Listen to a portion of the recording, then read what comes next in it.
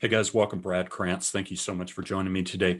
Hey, continuing my series on scaling a 7+ figure online business. And today I'm going to be talking about how to create a growth mindset. We kind of gave you the general overview mindsets last week, but this week's going to be specific to creating a growth mindset. And I'm going to do a quick screen share here for you. The book that I'm taking this from is Scott Oldford's The Nuclear Effect. And the reason I'm doing that is because his book is very influential, and it's a blueprint for what we are already doing. So we're on track with what he's talking about, that we're in the network marketing realm.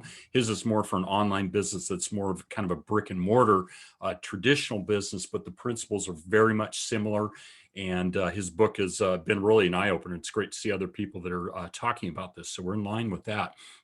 So how to create a growth mindset, guys. At the end of the day, it's up to you and me to determine what we're capable of.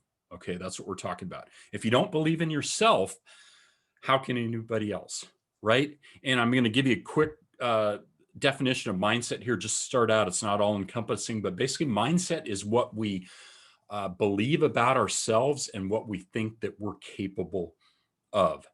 And I'm going to do a quick share here again, because I think this sets it up, and I'm going to talk about this real quick.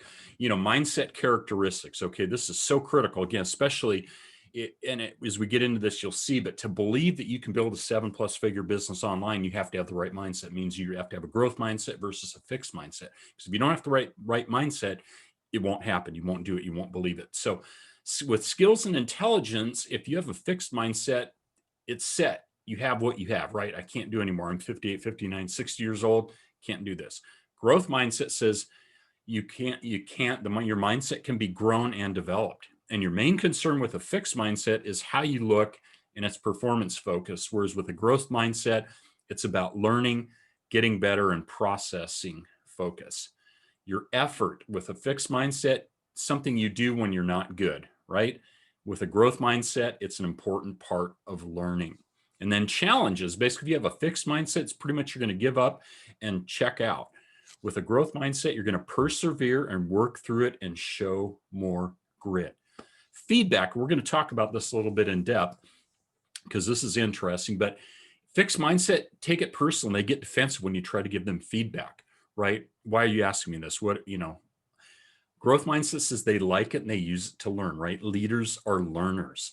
Okay. And then as far as mistakes go, fixed mindset's going to say you hate them. You try to avoid making them, right? Even though that's basically a fool's errand because you can't avoid them. A growth mindset says you treat them as a learning opportunity. Remember, failure is part of the success journey. You have to learn from it and move on. If you're trying to avoid failure in your life, good luck. Again, that's not going to happen. So this kind of hopefully sets a basis for what I'm talking about here. Before talking about the benefits of a growth mindset, though, it's going to help to define the opposite situation, a fixed mindset. We kind of looked at that. A fixed mindset really involves a self-imposed limitation. There's an author, I've not read the book yet, Tom Bilyeu, talks about her, Carol Dweck, her book, Mindset, The New Psychology. It's a pretty big book. I think it's 400+ pages.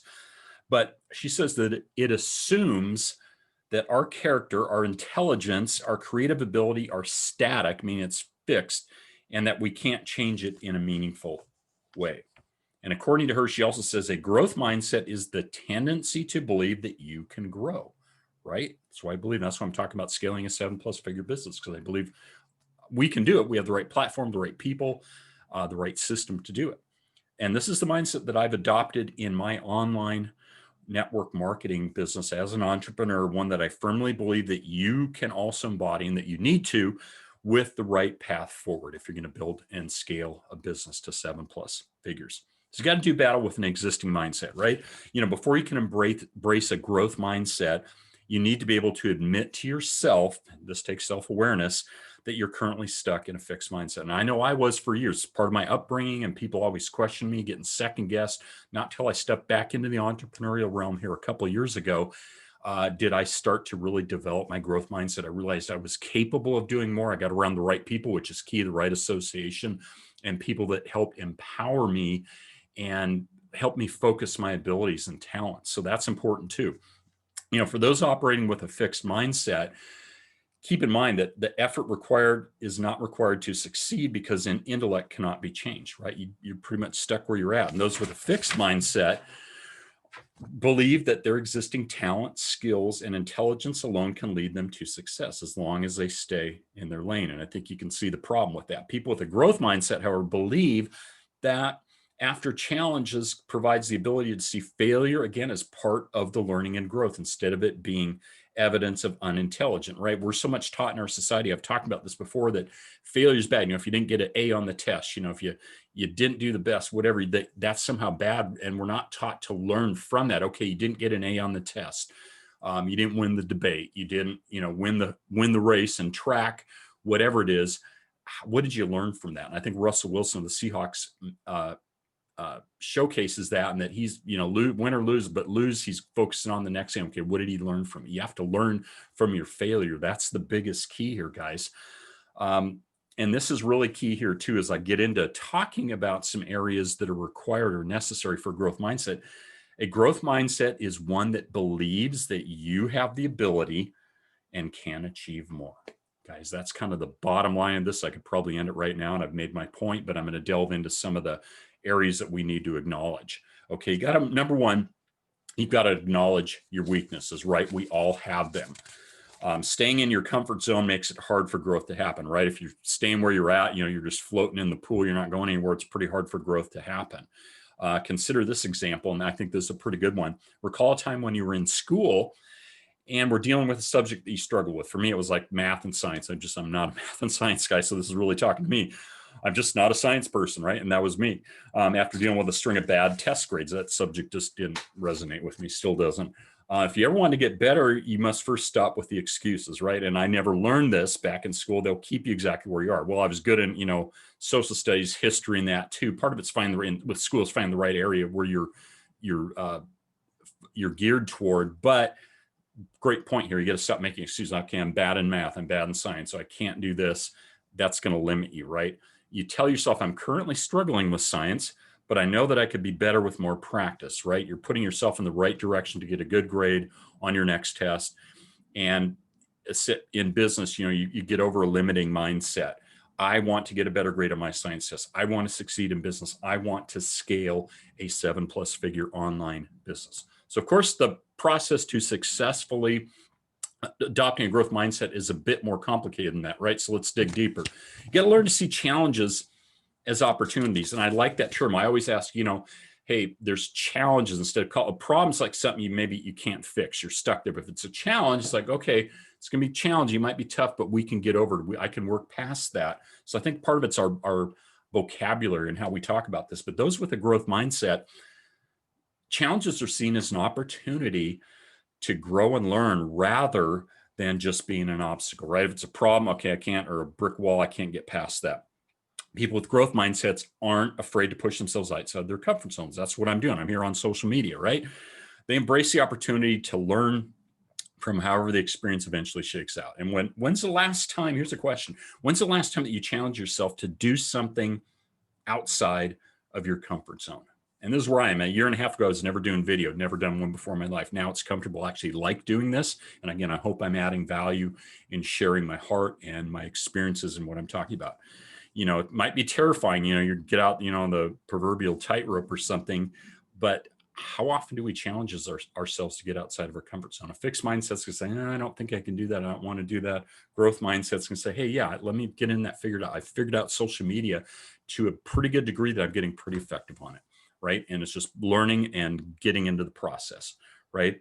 And then the next one is learn how to accept failure. And again, I could spend the whole time talking about this, but failure is part of the journey of success, guys. And we're just not taught in society, in school. I'll say, elementary school, high school, even college, we're not taught about, hey, you're going to fail. When you do, here's what you need to do. What did you learn from it?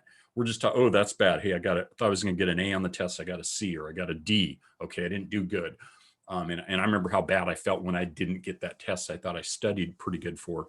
But nobody ever taught me, hey, that's not bad. What'd you learn from it? Okay, that's the growth mindset side of it, right? If you learn how to accept challenges and see them as opportunities, and this is key, you must learn to accept failure and be willing to take risks, right? After all, failure is part of growth, and fearing failure will ultimately get in the way of doing what's best for your business, right? And that's what sticks a lot of people. Scott Oldford says, 100,000 plus a year, they get stuck in their own mindset, and that keeps them from progressing on and getting to a 7+ figure business. To truly create a growth mindset, you got to accept that no matter how hard you try to do something, it won't always turn out the way you'd hoped. And look at what COVID-19 did. Nobody predicted that anywhere in the world. And look what it's done. Challenge, we've got to get past it. How do we work around the situation we're dealing with? But you got to keep in mind, I learned this from a financial standpoint, is you got to plan that your plan won't always go according to plan, right? You got a plan, you're going to go from here to there, point A to point B. Oops, you may get a roadblock, something you're going to have to detour, right? So you've got to pivot. Think about this. These are great examples. What if J.K. Rowling stopped submitting the Harry Potter series to her publishers after her first rejection? Of the 12th rejection she got before it was reached her printer, Bloomsbury, she wouldn't have been able to sell more than 500 million copies worldwide. What if she just gave it, I can't do this. It's not cut out for me, right? And I could name so many more examples on that about persevering, but you've got to learn to get past failure. We're all going to fail at something at some time. I've failed at stuff I've done here online, but what did I learn from it? Okay, how do I get better? How do I improve myself? Growth mindset versus a fixed mindset. And then don't seek approval. This is really important. Focus on learning. We're trying to seek validation, guys, especially when you get out in the social media realm, posting on whether it's Facebook, LinkedIn, doing YouTube videos like this is going to be, or Instagram. You're going to have people that don't like what you do. Part of the good side of that, though, is, you get likes on posts or dislikes or thumbs down. That's still engagement, and that's a plus on social media. But you got to stop seeking people's validation. People with a fixed mindset spend a lot of time worrying about what other people will say about their intelligence and talents. And I did that so often because I worried about what people were going to say, because I always got second guessed by, whether it was my dad, whether most of my bosses, I had a boss in insurance that called me a low producer. Okay, guess what I was? Yeah, a low producer doesn't produce high, but never once they say, hey, let me help you. Here's how you need to get to be a high producer. So that's kind of how I viewed myself. And that's taken some time to get over. Okay, but I have. So in order to embrace a growth mindset, you got to learn how to stop being concerned about what other people think and about getting their approval. I don't need anybody's approval to do this online here. I didn't have to check with my wife or anybody else. I'm doing it. It's out there. I'm building the business. I don't have to worry about what anybody else thinks, right? And then you got to learn how to effectively accept and use criticism. And I want to make a specific comment about this. I'd rather call that feedback. Getting positive input or positive feedback. I dislike the term constructive criticism, because no criticism is constructive. Feedback is a big difference. Again, use of words, use of terminology here. Most people don't accept, let's say, criticism/feedback without getting offended. People, especially with a fixed mindset. But in order to cultivate a growth mindset, we're over here, you got to learn not to take criticism as a negative thing. Instead, accept that criticism. I'm going to say feedback as a way to learn and improve. I ask for feedback from some of my business partners on what I'm doing, stuff I'm doing on videos. How'd you like it? Did it make sense? What did you think? Smart businesses encourage feedback right from their customers, ratings and reviews. That's how you find out if you're doing well. Hey, how do we do on this? Surveys, we get feedback surveys all the time. I get them from my medical provider all the time. How do we do with the care and all that? So negative mindset versus growth mindset, big difference here. You got to focus on learning and improving, right? And you got to focus on the process, not the result. Gary Vaynerchuk talks about this quite a bit. Rather than being too concerned about whether you're achieving the results you desire, focus more on the process of achieving the result. Okay? Learn how to enjoy the learning process and seek out ideas to make improvements, and you go. Over and done with that. Create time for daily reflection. This is huge too, right? At the end of the day, spend some time thinking about what went well and what didn't. I'm always thinking about what I do. Did I say the right things here? What could I have done better? If you don't create time to reflect, it's hard to learn, right? And at the end of the day, again, we're kind of coming full circle. It's up to you to determine what you're capable of. Nobody else can tell you otherwise. So call to action here, guys. Do you have any other tips you could share for attacking limiting beliefs and unlocking a growth mindset? I'd love to hear them. Love to have you share them. Love to get your thoughts on this, feedback on this video. I hope this message has added value to you. And always, if you'd like to start a conversation about how you might partner with us to scale a global online business, please reach out. No hard pressure sales tactics, just a conversation. Find out if you're the right fit, if we're the right people for you to partner with in business. Thanks so much for joining me today, guys. Have an awesome day. Bye-bye.